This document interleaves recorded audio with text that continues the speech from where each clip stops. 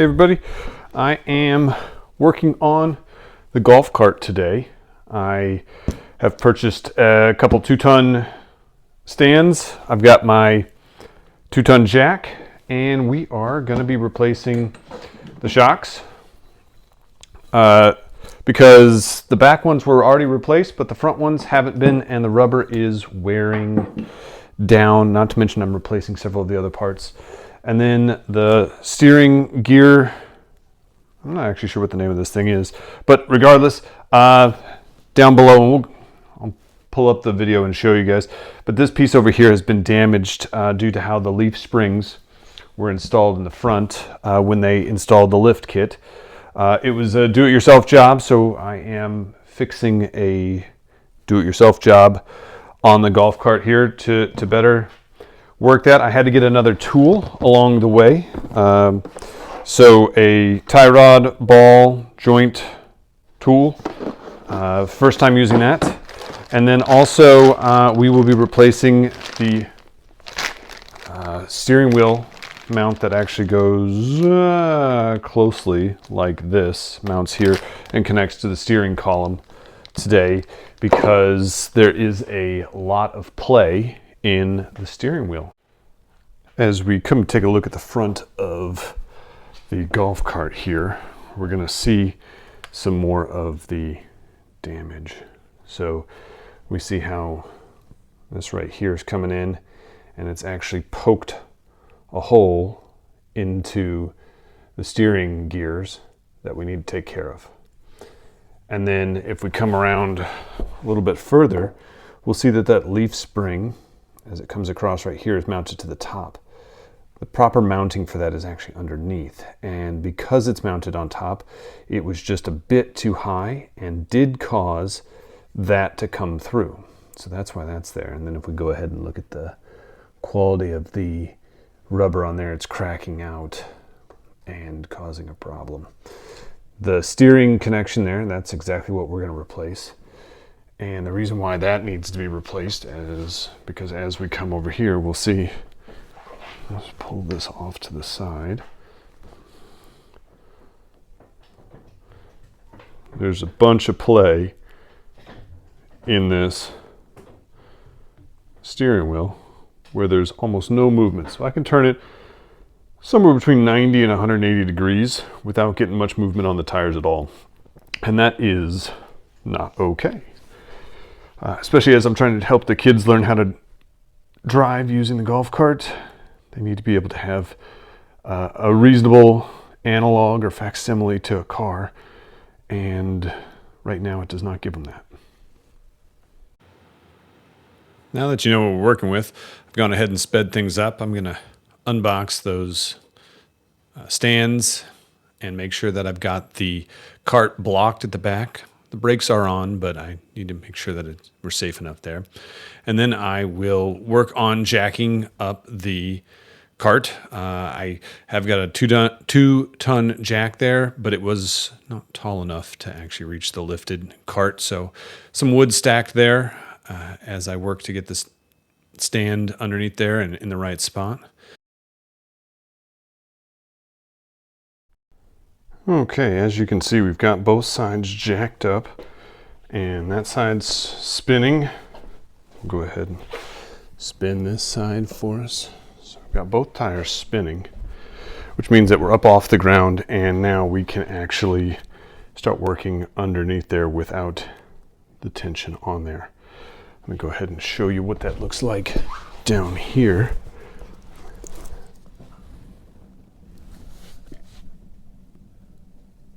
So that's on the frame. As you can see, the frame's a little dirty, but this is a 2014 monster of a EZGO golf cart. Here we go. Now that we've got it jacked up, we've got to get these tires off. I start trying to take them off with the impact driver, thinking, this is just a golf cart, maybe it'll work out okay. That didn't work out at all. I went ahead and had to go get my sockets and nice long bar to start working on those. Once I got them loose, I went ahead and just took them off with the impact driver. When we finish this up here, I'll put some music on.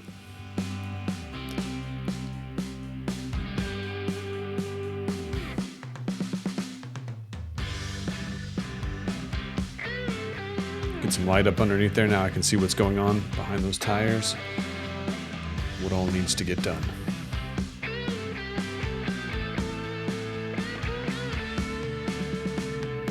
Pull my sockets out.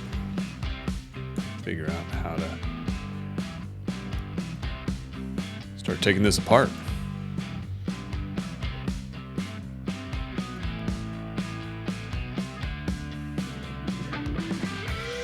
There are 3 bolts on each one of the leaf springs on the front side that are holding this together, and the steering gearbox has a couple extra bolts on there with nuts that I'm working through taking off. Some of them have space for the driver, some of them don't, so I'm using the wrenches or the sockets depending upon what works best. You'll see me walk back and forth to the toolbox as I'm fighting multiple sizes of nuts, bolts. Like I've said before, this cart is a bit of a Frankenstein at this point.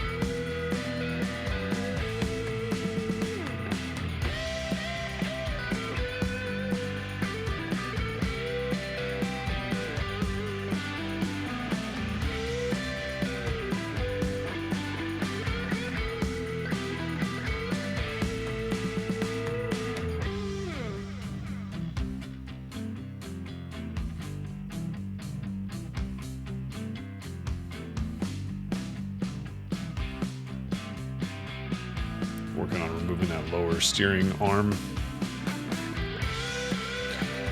It was stuck on there. Not sure it has ever been replaced. The grease was very much old and dried on there, so I went ahead and removed the gearbox first. A little percussive persuasion to get it out, and then finish taking that off.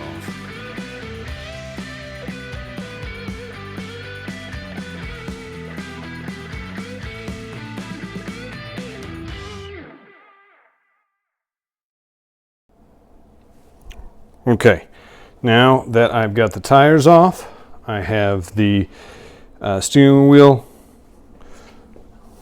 gears off, so we can see up in there. That is where we're going to mount the next piece to, and we can get to the springs here that need to go up underneath. Got my pail here, as you can see right here. Let me zoom in on that. This piece right here is where it had been damaged, and then I was able to take this apart into 2 pieces and pull it off that way. Okay, let's get on to the next piece, which is going to be working on these leaf springs and getting them mounted up underneath. Okay, now that I've got those pieces off, I am working on taking these leaf springs off. I'm starting on the passenger side. Get the music back on.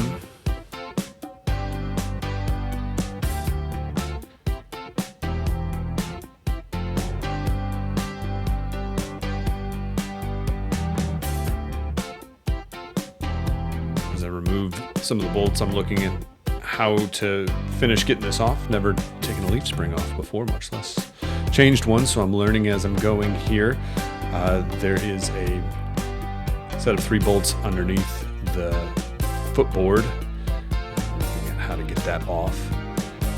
The mat is affixed on the sides with a metal piece that is held down with 2 screws.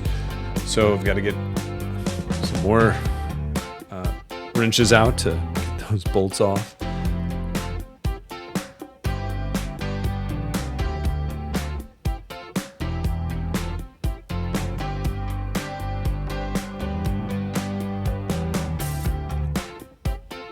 Once I get the passenger side up, see that? Now I've got to go to the driver's side, get those off.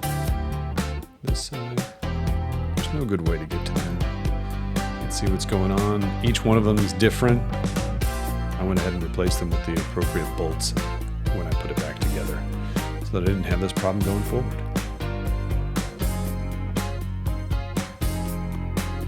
Pull that mat up, stuck on the pedals there, but I was able to get it off.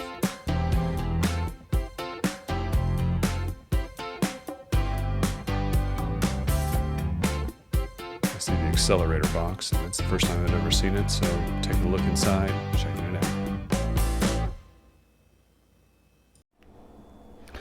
In order to get to the spring leaf bolts, those little triangle ones up there, there's a set there, there's a set here, underneath that pedal there, behind it rather. I came across the accelerator pedal box here, and it was taped down. There was a floor mat over this. And when I pulled that up, this plastic lid had obviously broken off, and so it had been taped shut. Once again, things you find on a used. The floor plate here has definitely seen better days. I'm going to leave it as is for right now. There will probably be another video replacing that. It goes from here to underneath here, but I have to pop some rivets, and then I would have to replace rivets, and I don't have that tool. What I want to do next, though, is I'm going to go ahead and pull out that screw. It's obviously stripped, and so I have purchased a strip screw remover off Amazon. I'll link that in the description below with my Amazon affiliate links for you. But we'll go ahead and use these to pull out that screw just to tidy that up a bit. And at this moment, I'll tape it back shut. Everything seems to be working. And at some point, if it stops, I'll likely replace the entire pedal box that goes all the way from here, all the way over there, and mounts underneath. So as I took the accelerator box open and started looking inside of it, I noticed that one corner was broken off and it had a screw in there. So I'm working to reverse out a stripped screw.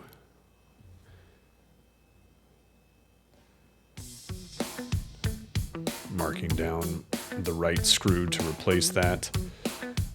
I can spin that around and get another corner, a fresh corner matched up to that one so that it works properly and can close.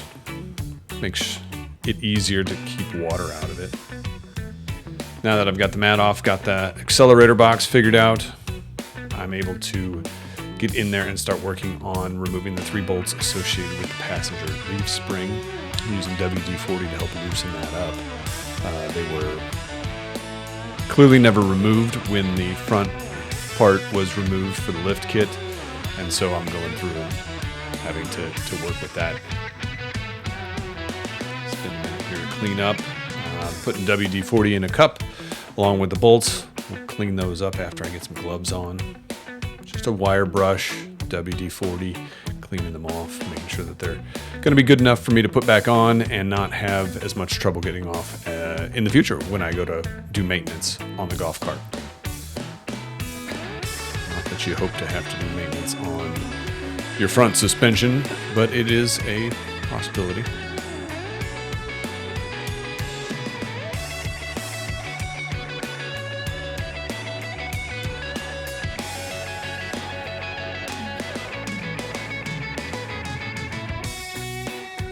Going through each one of the nuts, each one of the bolts that I've taken out so far, making sure that I'm getting those cleaned up. A couple of them were so bad that I didn't even use them. I went to the hardware store and picked up replacements for those.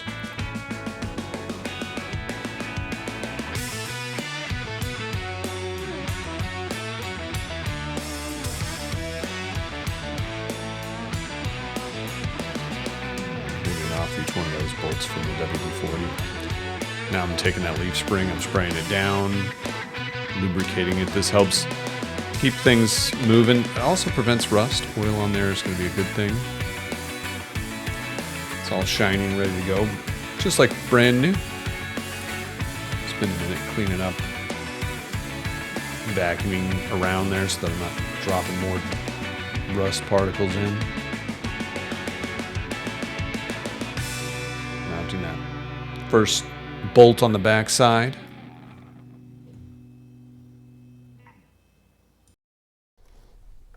Okay, I have replaced the left spring leaf mount over here. As you can see, there's nothing here. And then over here, there is that spreader plate that will have to be removed on that side. As we come back up over here, we will see that I have replaced those as well.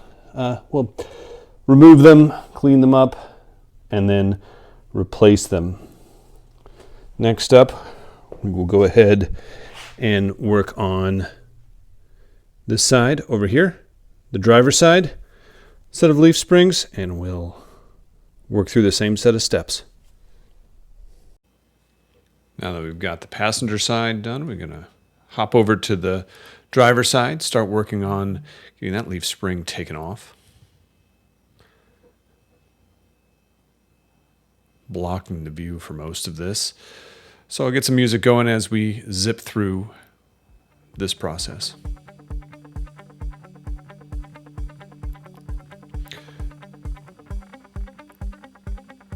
The floor cover is already off so I can access those bolts, but the accelerator and the brake bars, which are all fairly mechanical connections, are in my way, so this one gets to be a lot more fun trying to get that out.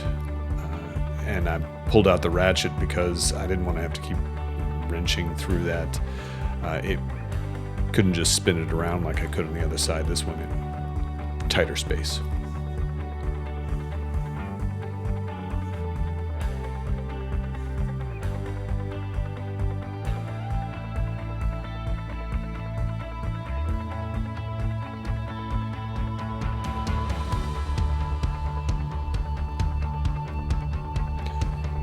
Liberal use of WD-40 to help loosen these up, and we're not moving.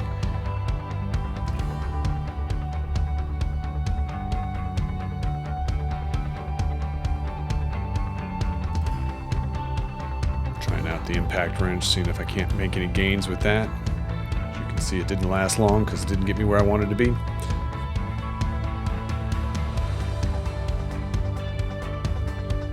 Cleaning up some more around there with WD-40. There is a good bit of surface rust around on this, so I'm spraying it around to help with that. A good coating of the oil certainly does help keep a layer of oil on top of that instead of letting oxygen just get directly to it. There'll be that plastic cover over it as well, so it shouldn't be too bad, but every little bit helps. Back to cleaning nuts and bolts.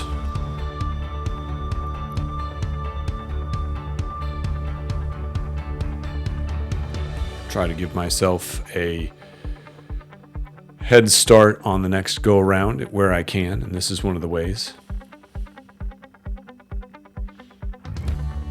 I could have just replaced all the bolts and done a little bit better, but to save a little money where I can, even though it's fairly inexpensive.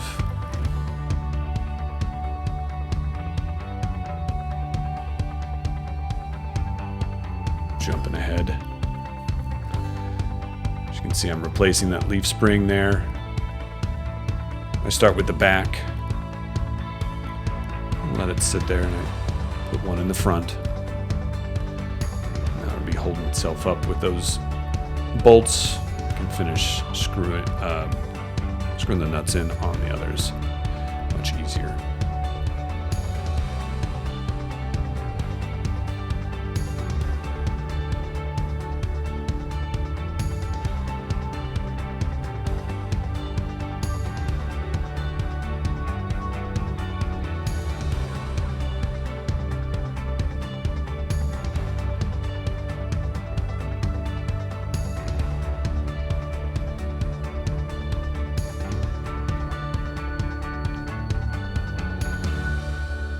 Board side is done. Now going to the front. Only 2 of these get put in because one of them is with this gearbox. And then starting to record some more. Now that we have both leaf springs placed underneath the bar here, and of course if we look at that front bolt that is missing still, that is because it was part of the steering gear assembly, the gear house there, and so I am waiting to put that in. However, we are ready for that step. All right, now we're getting ready to install the new steering gearbox. Working on getting that ball joint hooked in there, trying to figure out how to extend it. Of course, never having done this before, I am brand new to this, trying to figure it out. It's going fairly well so far, though. Spending a moment here to try and figure out what to do next and how this is supposed to look. If I need to actually do any alignment with the front steering wheels, where the wheels should go, and because the rod is still connected to the 2, I don't have to do anything special. I can just mount this the way it is, and this will be okay. Had you taken that rod off between the 2 wheels, then there would have been a need to do something else and make sure that they are in alignment.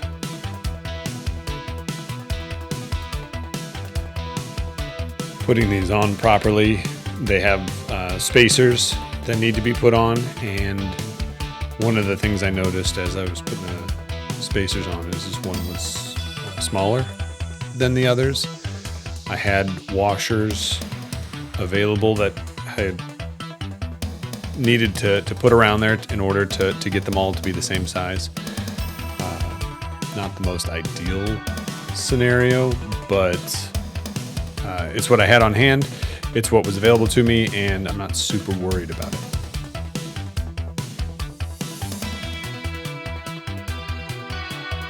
Now I'm taking off the shock guard. That's what it's called. It's that front plastic piece. It's black down there at the bottom. There's a couple screws up top that are rather difficult to get to. And then there's 2 on the mounting arms behind there that mount up to the bulkhead frame that need to be taken off. Not much movement. I've got my tiny little socket wrench out to try and get those to behave properly. There we go. Taking a look at there, I hadn't seen it before with my own eyes. I was just kind of guessing. The shocks, the top of the shocks go up above there, so I'm trying to figure out what I need to do. To get them off, you just attach a wrench to the bottom and then twist, and they come off. Same for the top. Attach a wrench to the nut at the top, twist the shock, and it comes off quite nicely. I was rather impressed with how easy that was. It was exactly as described.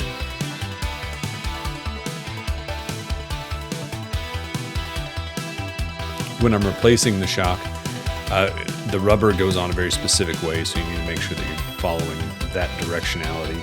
It gives space for the piece of metal that will go between there without crushing it or causing any issues with the rubber, which is nice.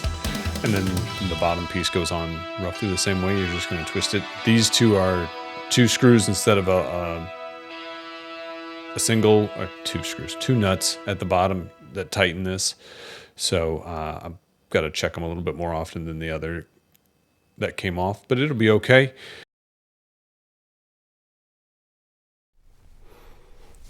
Okay, I have removed the shock panel. It typically goes right here. There are 2 screws up there, and then these 2 pieces screw into right up there. So I removed those, and that allowed me access to the shocks. I had to remove a body part. I used this right here, body part tools, to pry out a little piece of plastic. It looks like this. Well, let me get out the way here. Let me get focused. It looks like this. So I'll be using that when I go back in there. And then as we look at the two shocks that came out, or well, the one shock that came out, this is the one that came out. And you can see how the rubber is oxidized and degrading. And then this is the new one. This one is using a 2 nut to keep it tight. This one is using a stop nut to keep this one on there. Not sure exactly going to be the difference here from a safety perspective, but for a long time we used 2 nuts before we had the plastic to go in these to the stop nuts. So gotta imagine it's at least doable. It's probably cheaper for the stop nut though. And 9/16 is the one to use for this one. This one takes a different, it's 5/8 for this one, I believe. And it is a little bit larger rod through here, so hopefully that does well. I will go ahead and remove the passenger side one now and get that going. And then we'll start putting things back together. I do need to still replace the steering column connection to the rack and pinion system here that I did finish the install on. It's looking good so far. Here we go. Gonna do the passenger side shock just the same way. Get up there, remove the top nut, bottom nut. You're just twisting it off.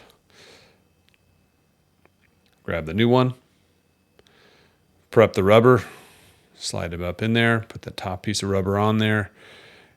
We're going to grab the first nut, put it on. Grab the second nut, put it on. And we're tightening it down.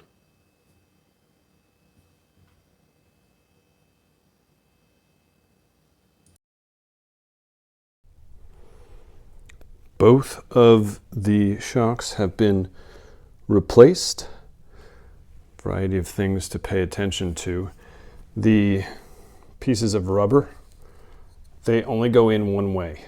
So when you pull those out to put them on, you need to pay very close attention to it.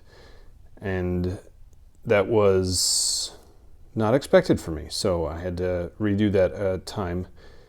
And other than that, things went on rather smoothly now that I've got the shock guard off the front here.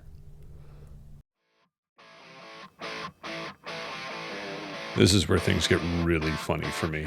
I've never replaced the lower steering linkage here, and no instructions came with it. Couldn't find a good YouTube video on replacing it, and so I'm just kind of trying to figure it out as I go. I have no idea at this point in time that the bolt connecting that allows the connection has to come all the way out, so I'm fiddling around trying to get this thing in here. I'm trying to figure out how to keep the steering wheel in one spot while I'm twisting around and moving this. None of them really work. At the end of the day, I'm off about 20 or so degrees. I was able to correct this after the fact. It looked straight when I was here, but reality is it was a bit off, and that's okay. Spend a moment to video record the progress. Seeing some of the behind the scenes here as we go.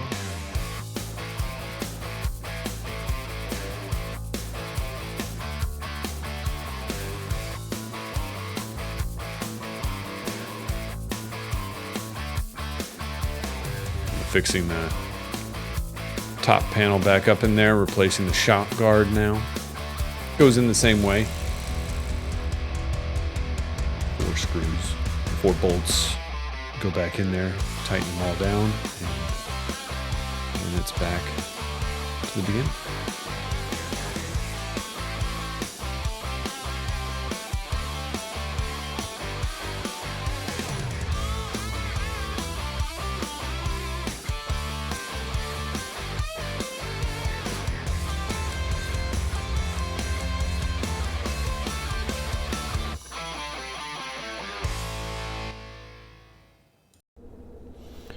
Okay, I have connected those up.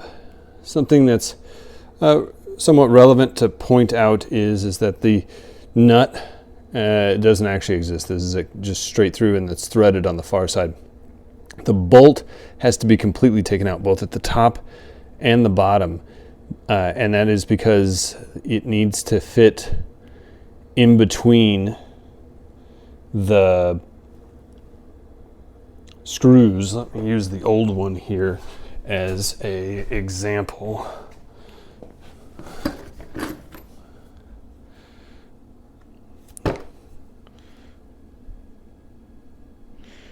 So those grippers need to grip on, and there is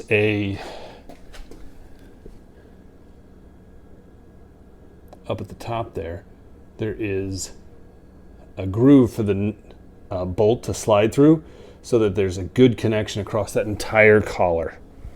It's really good. I like that. I'll come back here and take a look at it from this side. Alrighty, it is looking good. Gotta secure a couple things, put a couple things back, and we're gonna be ready to put the tires back on here in a few. Excellent news. We have the shock guard back on, and things are looking good. Really clean underneath here now. Pleased about all that. Nothing super magical about getting the guard back on. It just takes a bit of time because I can't get a ratchet in there for most of it. I have to use just a wrench. But we are ready to put the wheels back on. Putting the tires back on, buttoned everything else up. So now it's time to tighten these up. I'm finger tightening these. X pattern, of course, since there's only 4.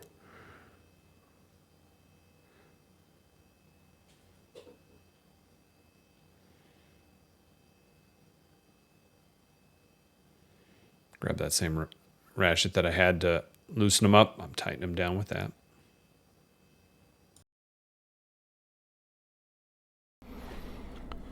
Tires are back on, as we can see.